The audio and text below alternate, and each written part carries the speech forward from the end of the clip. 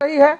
हम पूछते हैं, आप याद कीजिए भारतीय जनता पार्टी में आज से 15 साल पहले आदिवासियों का क्या हैसियत था, क्या हैसियत था 15 से 20 साल पहले।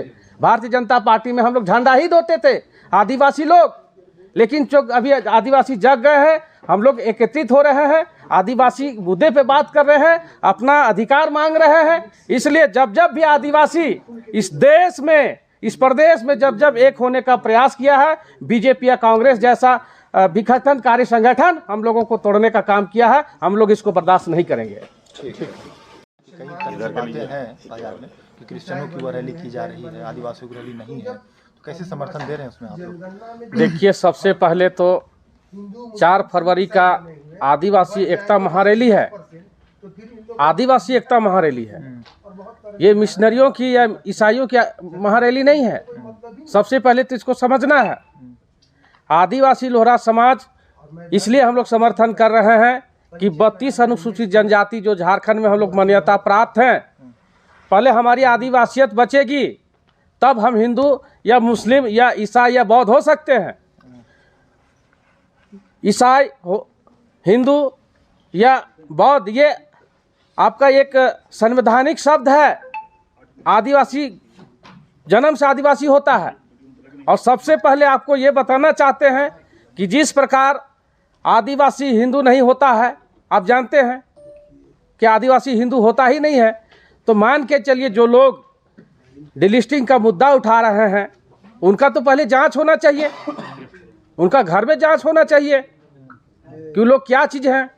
इसलिए यहाँ एक षड्यंत्र है भारतीय जनता पार्टी और आरएसएस का कि चुनाव नज़दीक है तो यहाँ के आदिवासियों को आपस में लड़ा के मत को बांटना चाहती है, और इस तरह का रहेगा तो हमारा झारखंड मणिपुर हो जाएगा। लेकिन चूंकि भारत का एक नागरिक है, इसलिए हम लोग चाहते हैं कि इस तरह का परिस्थिति नहीं बने। दूसरी बात कि भारत का संविधान अनुच्छेद 15 क्या कहता है, जाति, धर्म, लिंग और स्थानीयता के आधार पे किसी भी भारतीय नागरिक को आप उसका मौलिक अधिकार से वंचित नहीं कर सकते, ये लिखा हुआ है। तो क्या भारत का संविधान को बदला जाए?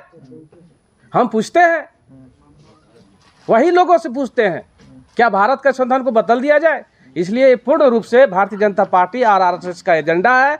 इसलिए आदिवासी लोहरा समाज 4 फरवरी का आदिवासी एकता महारैली का समर्थन करती है, और 32 अनुसूचित जनजातियों से हजारों की संख्या में हम लोग वहां आएंगे और आदिवासियत को बचाएंगे।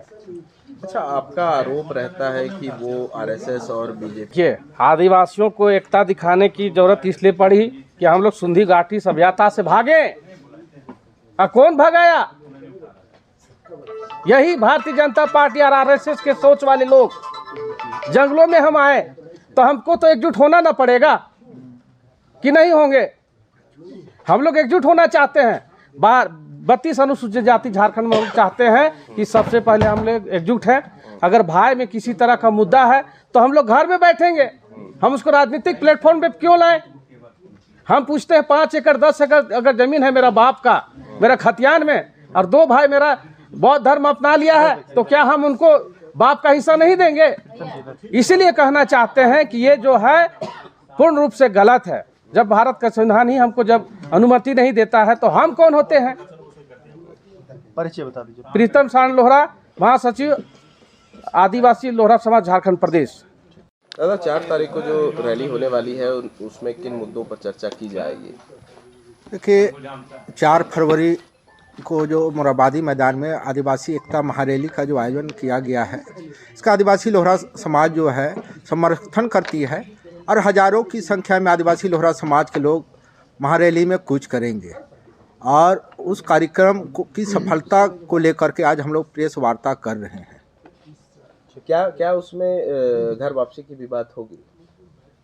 देखिए, जैसा कि आपको जानकारी हो कि 24 दिसंबर को आरएसएस द्वारा जो जनजातीय सुरक्षा मंच के माध्यम से जो डिलिस्टिंग रैली का आयोजन किया गया, डिलिस्टिंग का मांग एक्चुअल में उसको करने का कोई अधिकार नहीं है।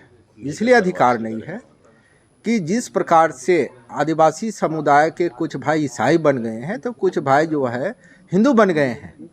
तो अगर आप देखिएगा ईसाई बने हुए को हिंदू बने हुए भाई उसको डिलिस्टिंग की बात करता है तो कोई भी औचित्य है नहीं।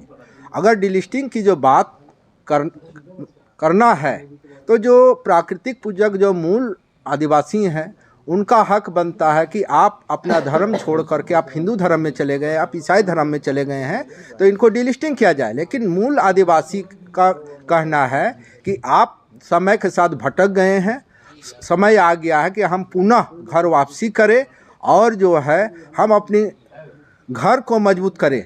और अभी जो है आदिवासी एकता महारैली जो है उसी सोच के तहत आयोजन की गई है। परिचय बता दीजिए।